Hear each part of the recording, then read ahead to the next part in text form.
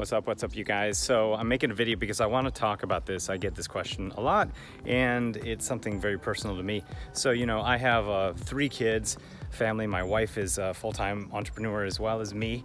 And, the question is always, how do you balance running an online business, an online corporation, and, family life? And it's not easy, but there are some components that I can talk about here. So number one, to balancing this stuff out, or not balancing, because there's never a balance. The first thing you should know is that there's never going to be a balance, but what there is going to be is maybe an equilibrium, a trade of time, one over the other, oftentimes. So for me, I only work about, I say 20 hours a week. That's as much as I have to devote to two things, because we also, with our kids, during all this time, they're still at home, they're still doing school at home, and my wife is teaching also full-time online.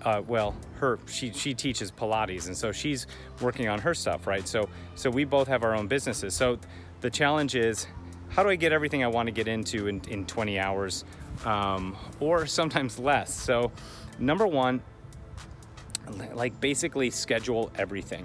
The one thing I've noticed is I need to have a full-blown schedule for when the kids have activities or school, or when my wife is teaching, or even blocking out times that I am going to be, doing things with them. But then also with meetings as well. But first thing I would say is create a joint calendar with your spouse. If you have a family, get that joint calendar together and live and die by that calendar, because that's going to be your biggest saving grace, is knowing when things are at. And so that's how my wife and I work. We looking at the calendar, we're always checking out and we're coordinating at the beginning of the week when we're going to be doing stuff, right?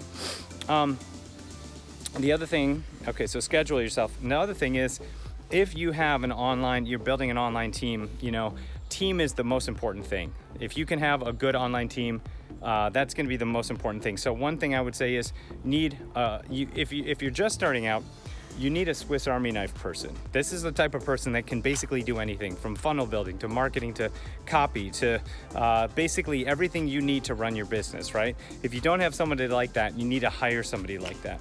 Now, if you already passed that phase and you're maybe already doing stuff, maybe you're, you have an online business that's, producing anywhere $500,000 or more, and, you have team members, but you're still not really out, you're not pulling yourself out of the business quite yet. You need to start hiring really quality leaders and knowing what you're actually looking for. So leadership, having quality leaders who are excited about your vision and mission, is really important. I know for a long time, I didn't know what the mission was, right? I had that Swiss Army knife person, and we were crushing it, and we were doing our thing. But the thing you need to do is you need to have that when you're moving out of that, you want to start to find where you need people. Having an operations person is really key. I think if you don't have an operations person, you need to get an operations person, because that person can help you not only find the people who should be working for you, but also set up goals based on results and things like that. And by doing that, there's a lot of self-ownership that happens internally in the business, right? You're looking for entrepreneurs that you can bring in. Oftentimes we hire people that are already, that may have had businesses before, right? They understand the idea of hustle and things like that. So I love finding entrepreneurs or intrapreneurs to bring into the business. So number 2 is find good leaders. And I'd say number 3 is, I kind of teased on this, but SOPs, like creating operating procedures around the different departments that you have. If you can do this, now this takes time and energy, so if you can create processes around in the different departments, and by doing so, if you create those processes, then you can actually, that the ship is running, right? You can fill in the gaps. And the biggest thing is replying to customers, right? And making sure that they are satisfied. And oftentimes, you need to know their pain points, their problems, and having processes will help you to basically make sure that your team is on top of all the nuances of making sure your customers are basically happy, right? And if you have happy customers, you can do more with growing your business, right, and scaling up. So I'd say those are the three. Living and dying by the calendar, right? Having a clear schedule. Number 2 is what I said before, having quality leaders, and number 3 is having processes in place that where you can start to separate yourself out of the business. And if I had to leave kind of a number 4th on it is, you're never going to be able to balance both perfectly.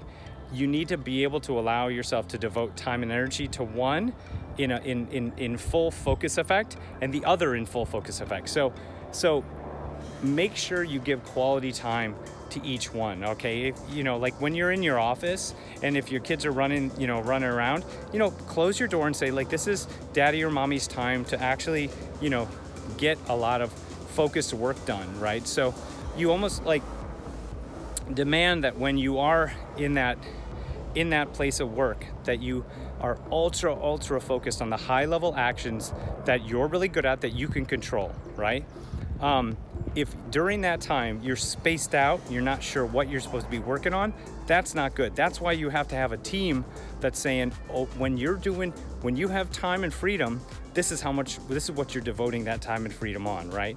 Maybe it's video creation. Maybe you're really good at that. Maybe that's what you should be focusing on while your team is working on other pieces of sales and marketing. Maybe you need to be the brand ambassador of your business, so therefore you need more video content. So shoot video content in that short period of time that you have during the week, right? So think about that. Focus that energy and time really down to that time you have. Like really pinpoint that focus to what you need to be doing to grow your business, the thing that you should be doing, not everyone else should be doing in your business. That's your leaders are telling everyone else to be doing what they're supposed to be doing in their business. You are also, think about yourself as one of the people on the team. You have a certain job. Maybe your job is creating that video content, right? And likewise, you need to give and honor the time that you give to your family as well. When you're with your family, you're doing the time spent at the park and things like that, and you're not, doing business as well. So it's really about that ultra focus on one or the other, right? And honoring that for both. Okay, that's about it. Thanks, guys. Speaking of that, I'm gonna finish my walk with the dog, and I'll talk to you later. Bye.